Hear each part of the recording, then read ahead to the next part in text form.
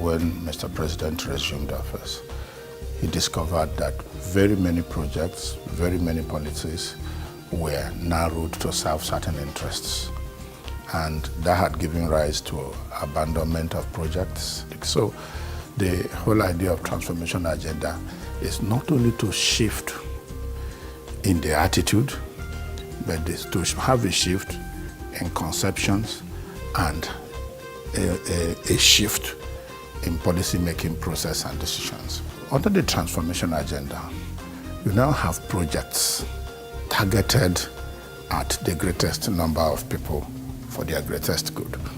They target certain social class of people that actually needed upliftment.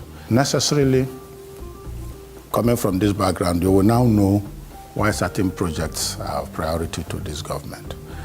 In the area of road network, you now have major arterial roads being rehabilitated. You have major critical infrastructure in that area being developed. Take, for instance, in Benue, Oweto Bridge to connect the west, the south, east to the north is critical. Then coming to education, the Alamajiri and Out of School Children program became more critical.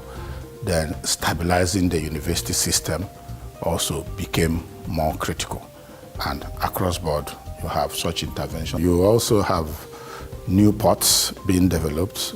You have in the power sector being privatized for the first time, and we are expecting that the effect will be so great, not on individuals, but on the generality of the people. The whole idea too, and what we aim at when we talk about transformation agenda, is generally to give the economy a new look, and to make the economy quite elastic, and to prepare it for private participation, and indeed for everybody to feel at ease without having contact with government directly, to have something to do to earn a living.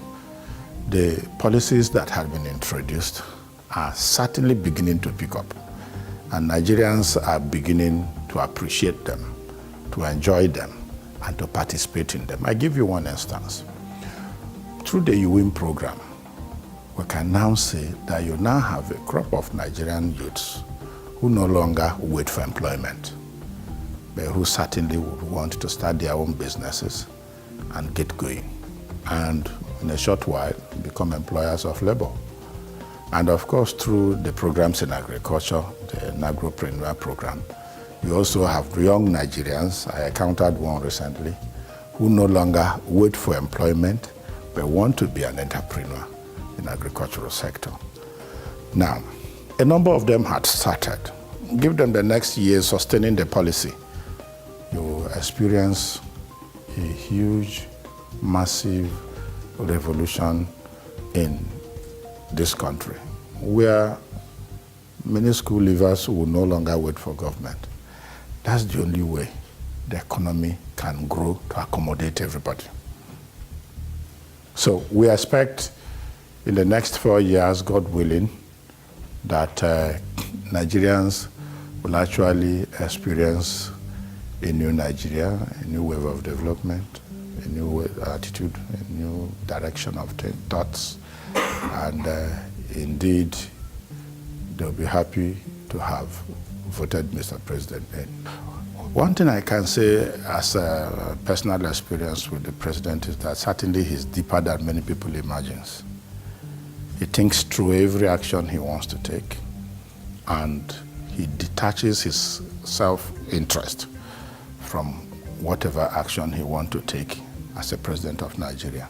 When people clamored for restructuring Nigeria, for why this is this and why this is that, at a time nobody expected it, boldly Mr. President called for national conference. And he said, yes, let's discuss Nigeria.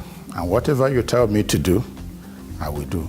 And we realized that he had promised the nation that he would do everything possible to implement the report of the national conference.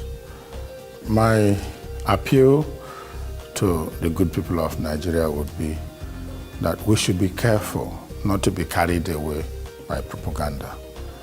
We should sieve lies from the truth. And the truth of the matter is that the last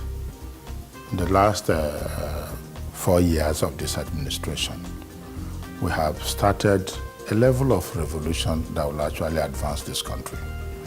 And if Mr. President is returned to office, he will have the opportunity to consolidate on those developments. And my prayer is that we support him to return, and Nigerians will be happy for it.